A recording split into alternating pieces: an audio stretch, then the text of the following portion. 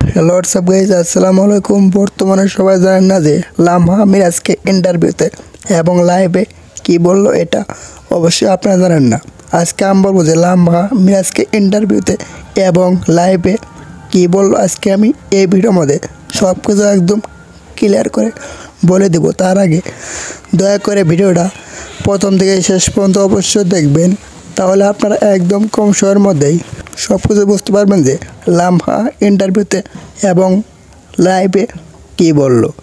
তাহলে আর কি ভিডিওটা একদম প্রথম থেকে শেষ পর্যন্ত অবশ্যই দেখবেন, তাহলে আর কি ভিডিও মধ্যে চোখ রাখুন। হ্যালো ভাই ভাবি, আসসালামু আলাইকুম।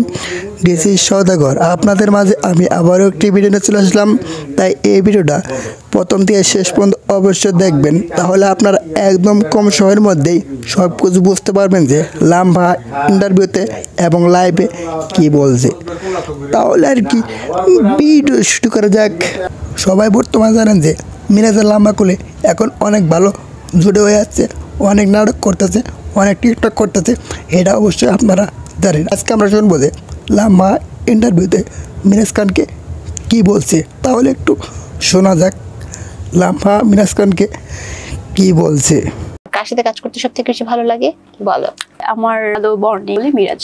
তাহলে আপনারা কি বুঝতে পারলেন, এটা অবশ্যই আপনারা কমেন্ট করে জানিয়ে দেবেন। সবাই তো শুনতে পারলেন যে লামহা বললো ইন্টারভিউতে মিরাজ খানকে অনেক ভালো লাগে, অনেক পছন্দ হয়, এটা তো আপনারা একদম ক্লিয়ারই সব কিছু শুনতে পারলেন।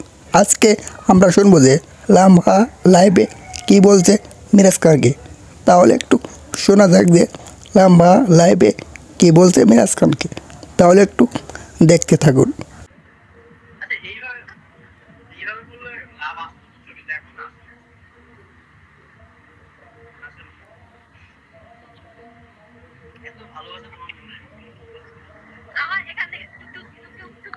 তাহলে আপনারা কি বুঝতে পারলেন, এটা অবশ্যই আপনারা কমেন্ট বক্সে জানিয়ে দেবেন।